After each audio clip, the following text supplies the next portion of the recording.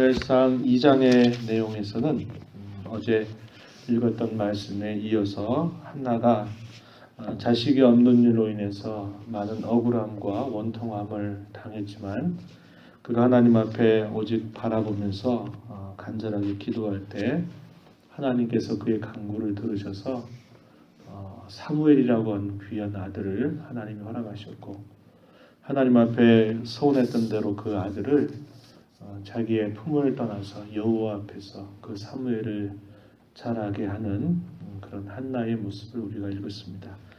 하나님께서 자기의 간구를 들어주신 일들에 대한 한나의 그 감사의 찬송의 내용이 2장 1절부터 10절까지 쭉 표현이 되고 있습니다.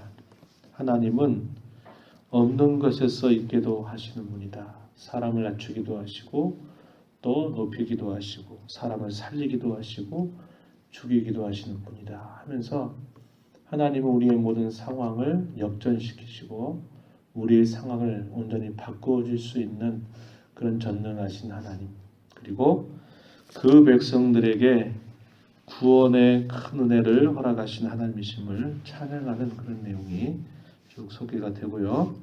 그 이하 11절로부터 마지막 절까지 쭉 내용은 대조가 됩니다. 하나님께 드려졌던 사무엘이 어떻게 자랐는가. 반면에 당시에 제사장이요 사사 역할을 했던 이 엘리의 두 아들이었던 이 홈리와 비느하스에 대한 그들의 모습이 어떠했는가 하는 것을 대조적으로 보여주고 있습니다. 말씀 중에서 11절 말씀을 한번 보시면요.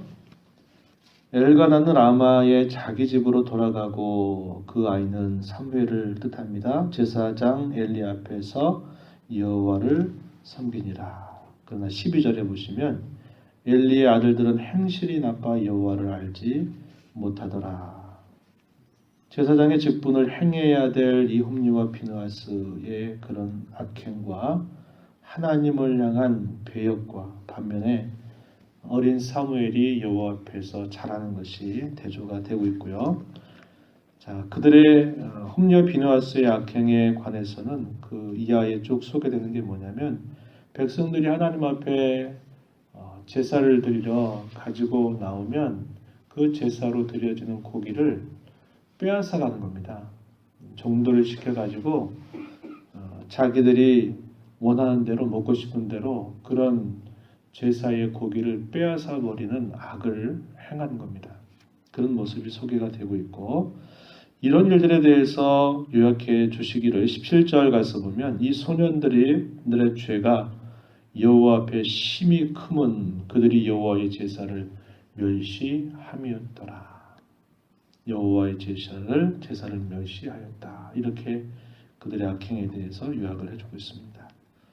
자, 반면에 18절 사무엘은 어렸을 때에 세마포 에봇을 입고 여호와 앞에서 섬겼더라.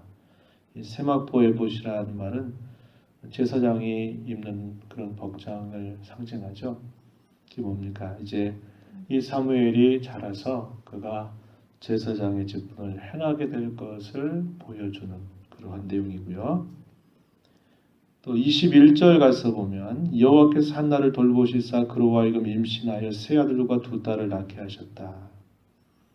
사무엘 외에 하나님이 또한 태의 문을 열어주셔서 그에게 한나에게 아들과 딸들을 하나님이 허락하셨다. 그리고 아이 사무엘은 여호와 앞에서 자라니라 이렇게 표현합니다.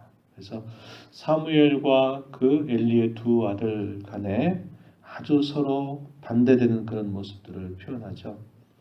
하루는 엘리가 그의 아들들을 불러가지고 아주 심하게 책망을 하는 거예요.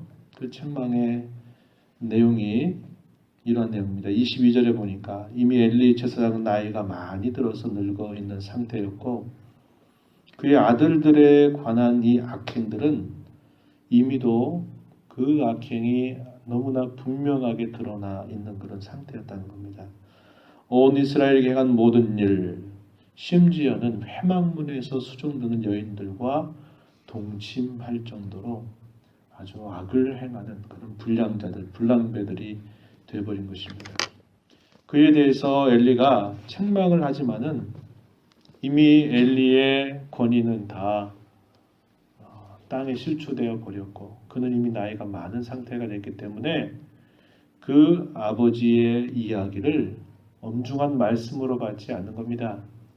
어떻게 했다고 말하면 25절 후반에 보니까 그들이 자기 아버지의 말을 듣지 아니하였으니 이는 여호와께서 그들을 죽이기로 뜻하셨음이더라. 아버지의 말을 듣지 않습니다. 그러면서 계속 악을 행하고 있는 거예요. 그러나 사무엘에게 26절 보니까 아이 사무엘이 점점 자라매 여호와와 사람들에게 은총을 더욱 받더라. 그래서 사무엘이 이 성막에 있었던 이 실로에서 여호와의 면전에서 그가 자라나게 되는 과정, 그러면서 하나님의 사랑과 많은 백성들의 은총을 입는 반면에 이 엘리의 두 아들들에 관해서는 하나님 앞에 심히도 큰 악행자들이고 불량배들임을 대조적으로 말해주고 있다는 겁니다. 종교적으로 가장 중요한 일을 감당해야 되는 이 제사장의 직분을 아주 멸시했고 하나님 앞에 드리는 제사도 그가 멸시했고 또 심지어는 그 여호와의 성막이 있는 그 앞에서 여인들과 동침하는 일들까지도 자행하는 그런 악을 행하는 두 아들들의 모습이 대조가 되고 있다는 것이죠. 그래서 하나님께서 사람을 보내서 이 엘리에게 이제 저주를 선언하는 그런 내용이 27절부터 쭉 이하에 주어집니다. 하나님께서 그들에게 베풀어 주셨던 과거의 은혜가 어떠했는지를 쭉 소개하면서 그럼에도 불구하고 하나님 앞에 행하는 그 악에 대해서 책망하시죠. 29절 너희는 어찌하여 내가 내 처소에서 명령한 내 제물과 예물을 밟으며 내 아들들을 나보다 더 중히 여겨 내 백성 이스라엘이 드리는 가장 좋은 것으로 너희들을 살지게 하느냐. 제물과 예물을 밟아버렸다. 너는 너의 아들들을 나보다도 더 중히 여겼다. 이건 누구를 향한 책망입니까? 엘리를 향한 책망이죠. 그래서 그 아버지와 그 아들과 같은 그런 모습을 보여주죠. 이 사사시대의 마지막 어두운 그런 그림자가 짙게 드리워져 있는 그러한 모습을 보여주고 있다는 겁니다. 그렇기 때문에 하나님께서는 그 엘리와 그의 가문을 하나님이 심판하실 것을 말씀하시는데요.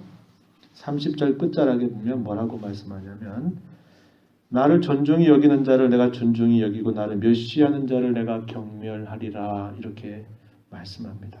이 원리는 모든 시대의 모든 사람들에게 해당되는 것이죠. 하나님보다도 자기의 아들들을 더 중히 여겼다. 또 그 자식들이 하나님 앞에 범하는 죄에 대하여 이렇게 그것을 아주 엄중하게 그것을 다루어서 더 이상 죄를 짓지 못하도록 조치를 내리는 일들에 관해서 하지 않았던 그 일들이 결국은 여호와 하나님을 아주 경멸하는 그런 태도였고 그에 따라서 내가 그렇게 할 것이라고 이야기하고 있다는 겁니다. 오늘날 우리가 자녀들을 기르면서 이런 태도를 대단히 갖는 일에 조심해야 된다 하는 것이죠.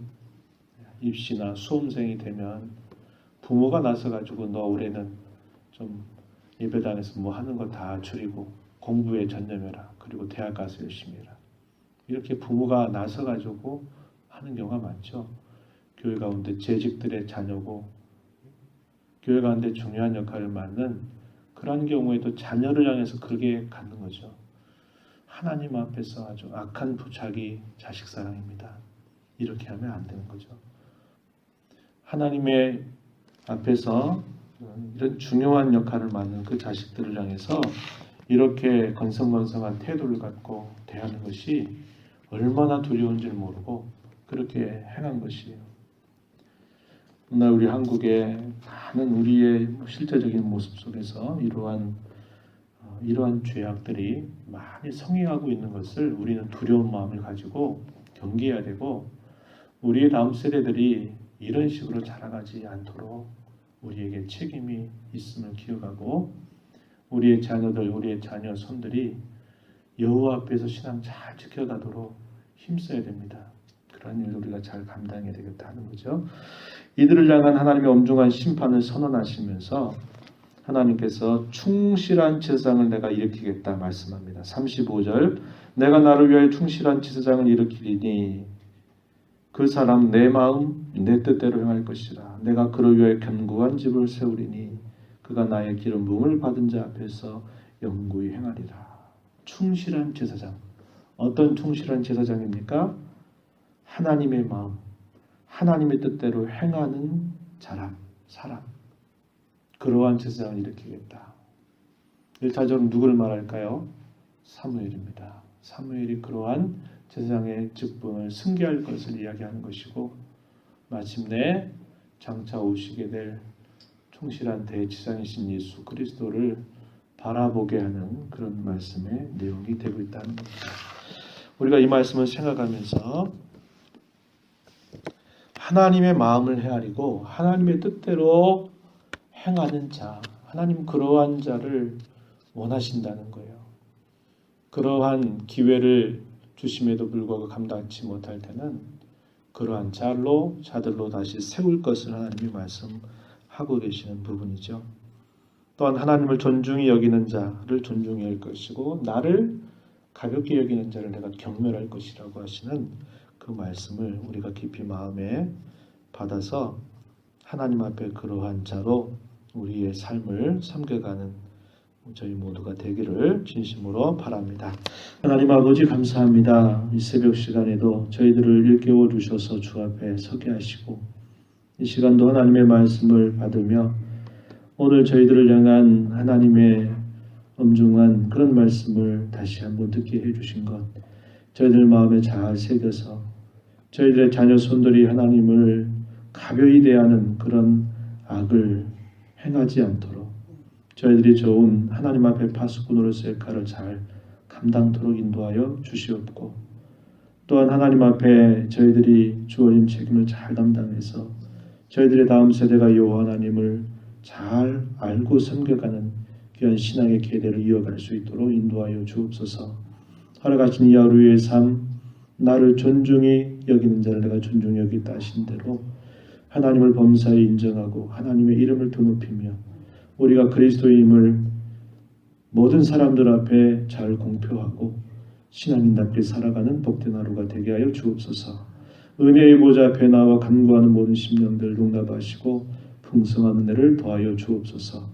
예수님 귀하신 이름으로 기도하옵나이다. 아멘.